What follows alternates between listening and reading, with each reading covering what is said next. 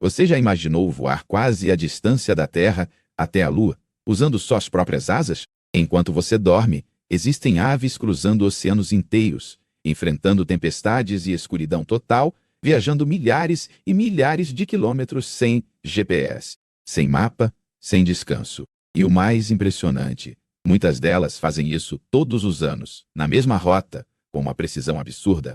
Se você acha que conhece limites de resistência, foco e sobrevivência, espera até descobrir o que essas aves conseguem fazer. Tem espécie que voa 11.000 quilômetros sem parar para comer, beber ou dormir plenamente. Tem passarinho do tamanho de um celular que cruza o Atlântico inteiro. E tem até a ave que literalmente dá a volta ao planeta. E a pergunta que não quer calar é: como elas conseguem? Como um animal que pesa menos que um livro é capaz de atravessar continentes inteiros, deserto, gelo e oceano, só com músculos e instinto? Se você ficar comigo até o final, vai descobrir não só quais são as espécies que realizam as migrações mais épicas do planeta, mas também os segredos que permitem que elas sobrevivam a essas viagens insanas e o grande problema que pode fazer tudo isso desaparecer nas próximas décadas. Vamos começar pela verdadeira campeã mundial da migração, a andorinha do Ártico. Imagina um animal que, basicamente, passa a vida inteira perseguindo o verão. A andorinha do Ártico faz exatamente isso. Ela é, de longe, a recordista de migração do mundo animal. Essa pequena ave, de cerca de 100 gramas, realiza todos os anos uma viagem que pode chegar a mais de 70.000 quilômetros. Sim, você ouviu certo, 70.000. Em um único ano. Ela nasce nas regiões frias do Ártico, no hemisfério norte. Quando o verão termina por lá, em vez de aceitar o inverno gelado, ela simplesmente muda de hemisfério. Ela viaja do extremo norte do planeta até o extremo sul, em direção à Antártida, onde vai pegar outro verão. E, quando esse verão termina, ela volta tudo de novo para o norte. É como se ela dissesse: inverno? Não, obrigado, passo. Nisso inelegível. Agora, pensa nisso ao longo da vida. Uma andorinha do Ártico pode viver 20, 30 anos. Em uma vida inteira, ela pode acumular mais de 2 milhões de quilômetros voados. Isso é o equivalente a ir e voltar da Lua várias vezes. Tudo isso sem motor, sem combustível fóssil, só com a força do próprio corpo e um cérebro minúsculo, mas extremamente eficiente. Você pode estar se perguntando como uma ave desse tamanho aguenta isso. A resposta é uma combinação de engenharia biológica absurda e uma estratégia de viagem muito bem planejada. Antes de migrar, ela entra quase em modo maromba. O corpo dela é tão otimizado que ela consegue converter essa gordura em energia com uma eficiência maior do que qualquer máquina humana. Mas não é só força bruta. A andorinha do Ártico também é uma mestre em aproveitar as correntes de vento. Ela não faz uma linha reta maluca pelo oceano. Ela usa rotas em zigue-zague para pegar ventos favoráveis e voar de carona pelo céu, gastando menos energia. Foi só quando os cientistas colocaram pequenos rastreadores nas costas dessas aves que descobriram o verdadeiro desenho dessa rota épica. E tem mais um detalhe: elas migram em grandes bandos. Isso ajuda na proteção contra predadores. Também pode ajudar na navegação. Não existe um guia turístico oficial, mas, de alguma forma, jovens andorinhas seguem as mais experientes e aprendem o caminho. Se você ainda está comigo até aqui, agora vem uma coisa ainda mais surpreendente. A andorinha do Ártico não é a única ave que faz coisas que parecem praticamente impossíveis. Tem espécie que consegue cruzar o Oceano Pacífico inteiro, sem fazer uma pausa sequer.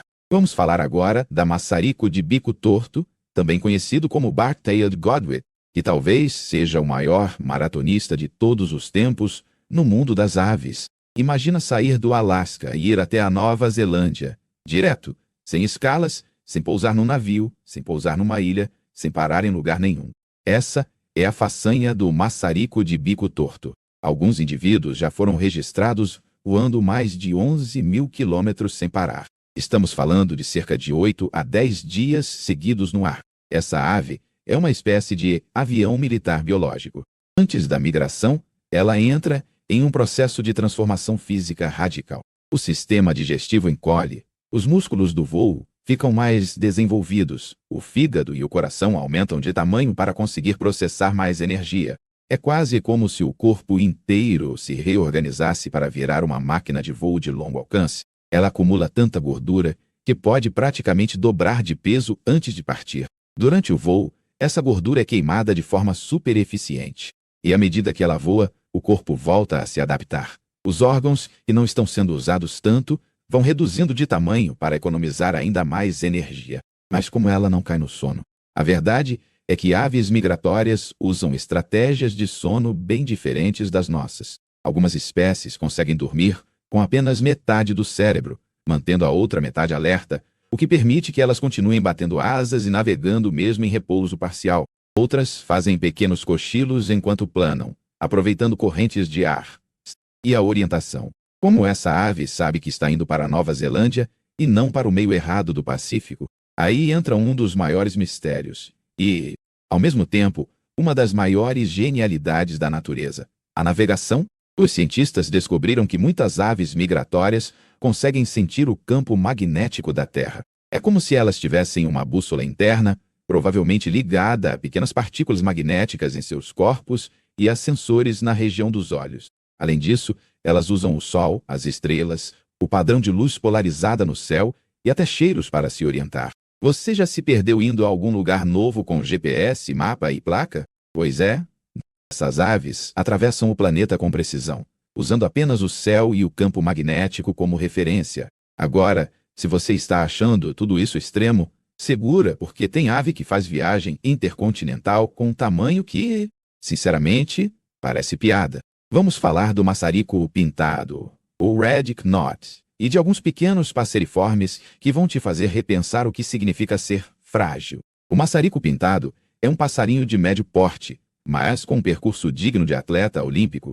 Algumas populações dessa espécie saem do extremo sul da América do Sul, em locais como a Patagônia e a Terra do Fogo, e vão até o Ártico canadense para se reproduzir.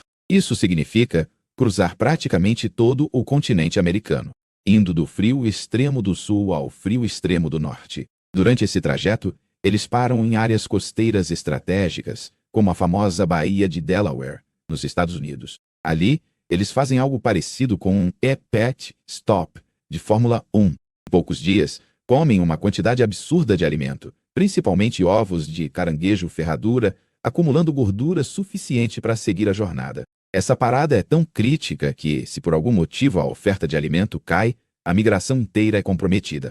Sem essa recarga, muitos indivíduos simplesmente não conseguem completar o caminho. E aí vem a curiosidade: mudanças locais em uma baía podem impactar aves que cruzam continentes inteiros. Mas os verdadeiros heróis discretos das migrações são algumas aves pequenas, como o papa-moscas de colarinho, que cruza o Atlântico, ou alguns passeriformes que migram da Europa para a África. Muitos desses bichos pesam menos de 20 gramas e viajam milhares de quilômetros, frequentemente voando à noite. Sim, à noite.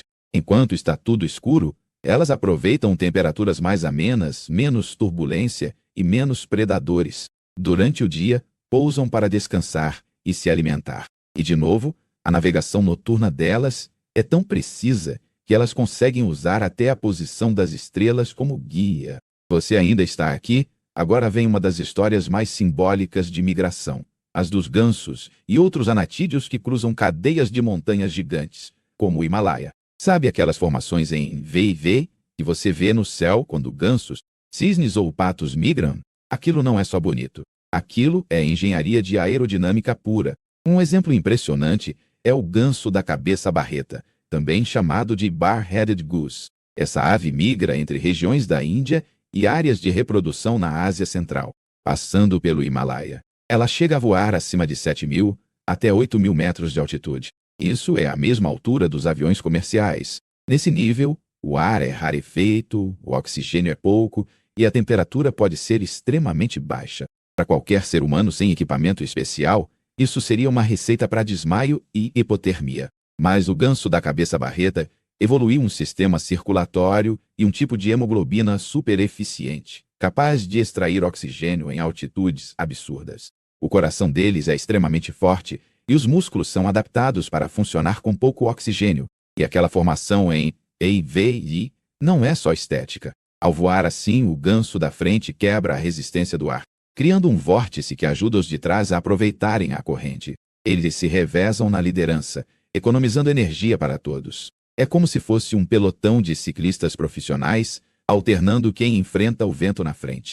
Essas aves sincronizam sua migração com as estações, saindo das áreas de reprodução antes que o inverno traga neve e escassez de alimento, e voltando quando as temperaturas sobem outra vez. Todo o ciclo de vida delas está ligado ao ritmo do planeta, e elas não estão sozinhas nesse tipo de migração. Muitas espécies de patos, cisnes e gansos fazem percursos épicos entre lagos e zonas úmidas de diferentes continentes. Algumas populações atravessam a Europa inteira, outras voam entre a Sibéria e o Oriente Médio, sempre em busca de locais com água e comida suficientes. Mas tem uma categoria de aves migratórias que leva essa ideia de adaptação ao extremo de outra forma. Não é só distância, altura ou tempo de voo, o contexto onde elas viajam. Agora, vamos descer para o oceano e falar das aves marinhas, que transformaram o mar aberto no seu autódromo particular. Se você já ouviu falar em albatroz, talvez saiba que ele é uma espécie de símbolo da vida no oceano. Mas pouca gente tem noção real do que um albatroz é capaz de fazer. O albatroz errante, por exemplo, é uma das aves com maior envergadura de asas do mundo, chegando a 5 metros. Ele foi praticamente desenhado pela evolução para voar sobre o oceano sem esforço. Com suas asas imensas e técnicas de voo planado dinâmico, ele consegue atravessar grandes distâncias gastando pouquíssima energia. Um único albatroz pode dar literalmente a volta ao Oceano Antártico em questão de meses. Há registros de aves individuais percorrendo centenas de milhares de quilômetros ao longo de alguns anos. Eles passam a maior parte da vida longe de qualquer terra firme, pousando na água para descansar e se alimentar. Só voltam às ilhas remotas onde nasceram para se reproduzir. A navegação deles é tão precisa que conseguem retornar exatamente à mesma colônia de reprodução, às vezes até ao mesmo ninho depois de anos vagando pelo oceano. Tudo isso girando em torno de correntes de vento, correntes oceânicas e possivelmente também o campo magnético da Terra. Os albatrozes não estão sozinhos. Existem também as pardelas e outras aves marinhas que têm rotas migratórias transoceânicas, cruzando o Atlântico e o Pacífico, seguindo cardumes de peixes e variações na temperatura da água. Algumas espécies de pardela fazem migrações literalmente globais, indo do hemisfério norte ao sul, seguindo o verão como a andorinha do Ártico, mas sempre sobre o oceano. Em alguns casos, essas aves parecem desenhar círculos gigantes em volta do planeta, quase como se estivessem orbitando a Terra pelo ar. Agora, vamos mudar um pouco a cena, sair do oceano gelado e ir para as regiões áridas e quentes. Porque não são só os mares e as montanhas que entram no roteiro das migrações épicas. Tem ave que cruza desertos inteiros, onde quase não há água, sombra ou alimento. Uma das rotas mais desafiadoras para aves migratórias é a travessia do Saara, o gigantesco deserto do norte da África. Muitas espécies que se reproduzem na Europa precisam passar pelo Saara para alcançar áreas mais ao sul, onde vão passar o inverno. Imagina um passarinho que pesa 15 gramas, enfrentando dias de voo sobre areia escaldante, calor extremo e ausência quase total de pontos de descanso com água úmida. Para lidar com isso, essas aves novamente recorrem à estratégia da gordura, acumulam reservas calóricas antes de atravessar, escolhendo bem o momento, muitas vezes viajando de noite para evitar as temperaturas mais altas. E não é só o Saara. Na América, algumas rotas migratórias cruzam o Golfo do México, uma grande massa de água sem paradas. Várias espécies de aves norte-americanas, especialmente pequenos passeriformes, saem da costa do sul dos Estados Unidos e voam direto até a América Central ou a América do Sul, em um salto de centenas de quilômetros sobre o oceano. Se você ainda está comigo, agora vem talvez a parte mais intrigante dessa história toda. Como tantas espécies diferentes, espalhadas pelo mundo inteiro, desenvolveram de forma independente migrações tão complexas e desesperadamente arriscadas e, ainda assim, tão bem-sucedidas? A resposta está na combinação entre pressão evolutiva e oportunidade. Em muitos lugares do planeta, o clima muda drasticamente entre as estações. Isso significa que certas regiões só são ricas em alimento durante algumas partes do ano. Quando é verão no Ártico, por exemplo, há uma explosão de insetos, plantas e vida em geral. Isso cria um ambiente perfeito para a reprodução, muito alimento para alimentar filhotes. Só que esse mesmo lugar, no inverno, se torna quase inóspito. A neve cobre tudo, os insetos desaparecem, e a energia necessária para sobreviver ao frio é enorme. Para muitas espécies, a solução evolucionária foi: vou aproveitar esse paraíso no verão, mas não vou ficar para o inverno. É exatamente isso que está por trás da migração. As aves aprenderam, ao longo de milhões de anos, que vale a pena fazer viagens longas e perigosas se a recompensa for alimento abundante e locais seguros para criar a próxima geração. Claro, nem todas sobrevivem. Migração é sempre um jogo de risco. Tempestades, predadores, falta de alimento, caçadores humanos, colisões com construções, tudo isso entra na conta. Mas as que conseguem completar o ciclo deixam descendentes, e esses descendentes herdam tanto a capacidade física quanto os instintos de navegação. Ainda assim, tem uma pergunta que continua aberta: como um filhote que nunca migrou na vida pode saber o caminho? Em muitas espécies, os jovens migram junto com os adultos pela primeira vez, aprendendo o trajeto. Mas em outras, os filhotes saem sozinhos, sem pais, e ainda assim chegam ao destino correto. Isso indica que uma parte enorme da rota está literalmente codificada nos genes. Eles nascem com uma espécie de mapa interno, com instruções do tipo: voe nesta direção por tantas semanas, depois mude o rumo. Claro que isso é ajustado pela experiência, pelos ventos, pelas condições locais, mas a base está no DNA. E é aqui que a história fica um pouco sombria, porque todo esse sistema sofisticado, que levou milhões de anos para ser construído, está agora sendo colocado em risco em poucas décadas. Se você ainda está aqui, agora vem a parte mais importante e mais preocupante desse vídeo. Essas migrações épicas dependem de 3 coisas básicas: rotas seguras, paradas estratégicas com alimento e condições climáticas relativamente previsíveis. E tudo isso está mudando rapidamente por causa das ações humanas. Vamos começar pelas paradas estratégicas. Lembra da Baía de Delaware, onde o maçarico pintado faz um pit stop essencial? Locais como esse, ao redor do mundo, estão sendo destruídos ou modificados por urbanização, poluição, construção de portos, drenagem de áreas úmidas e outros impactos. Para nós, pode ser só mais um mangue, ou só mais um brejo. Para as aves, é a diferença entre ter combustível para chegar ao destino ou morrer no caminho. Sem essas paradas, a migração perde o equilíbrio. Uma ave que não consegue repor a energia em um ponto-chave da rota pode chegar fraca demais ao destino, ou nem chegar. E isso não afeta só um indivíduo, afeta populações inteiras. Depois, tem a questão das mudanças climáticas. As estações do ano estão ficando menos previsíveis em muitas regiões. A temperatura aumenta, o regime de chuvas muda, os picos de alimento acontecem mais cedo ou mais tarde do que antes. Lembra que a migração é milimetricamente sincronizada com as estações?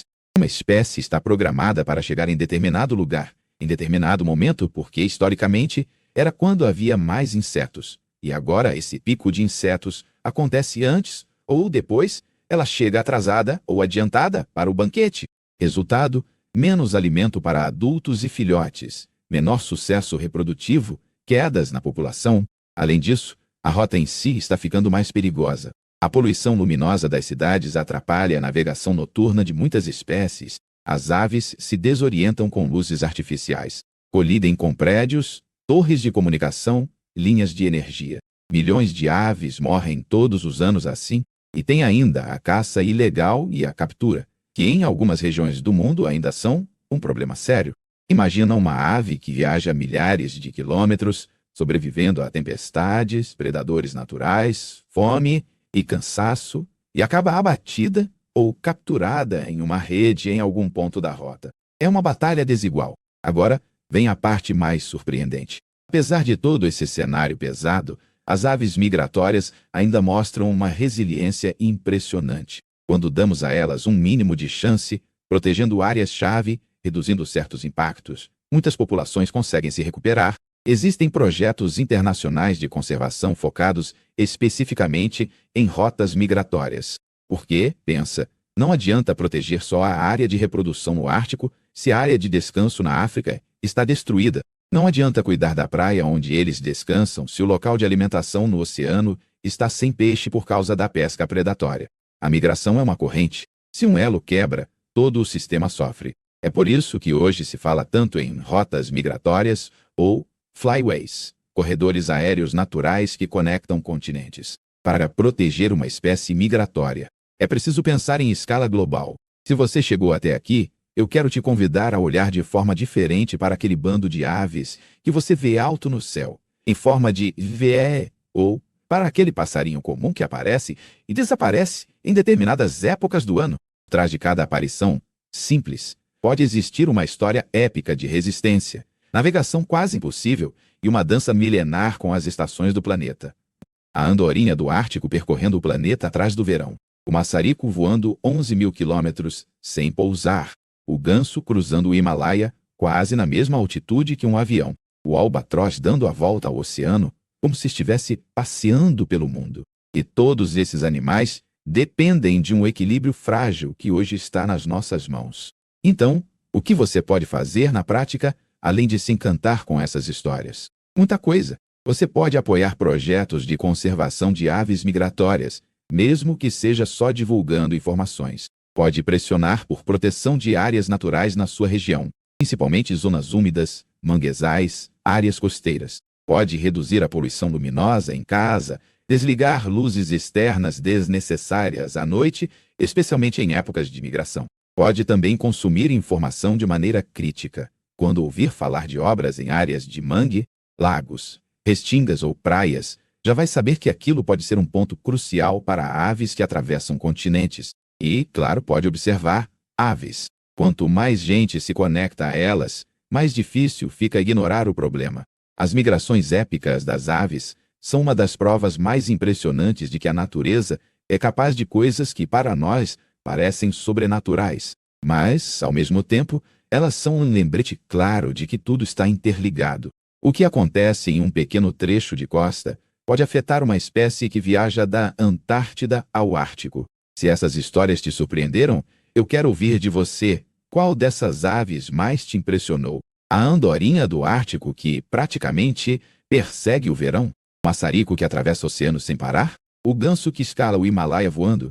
Ou o albatroz que dá a volta ao mundo sem encostar em terra firme por meses? Comenta aqui embaixo qual dessas migrações você achou mais absurda e se você quer uma parte 2. Explorando outras espécies e talvez focando só em aves marinhas, só em aves de rapina ou só em pequenos passeriformes. Se esse conteúdo te fez olhar o céu com outros olhos, deixa o like, compartilha com alguém que ama a natureza e se inscreve para não perder os próximos vídeos. Porque, enquanto a gente fala aqui, tem uma ave em algum lugar do planeta, enfrentando vento, frio, fome e escuridão, só para cumprir a rota que a natureza programou há milhares de anos. E a pergunta é, o que a gente vai fazer com esse conhecimento? Vai ignorar ou vai ajudar a garantir que essas jornadas épicas continuem acontecendo?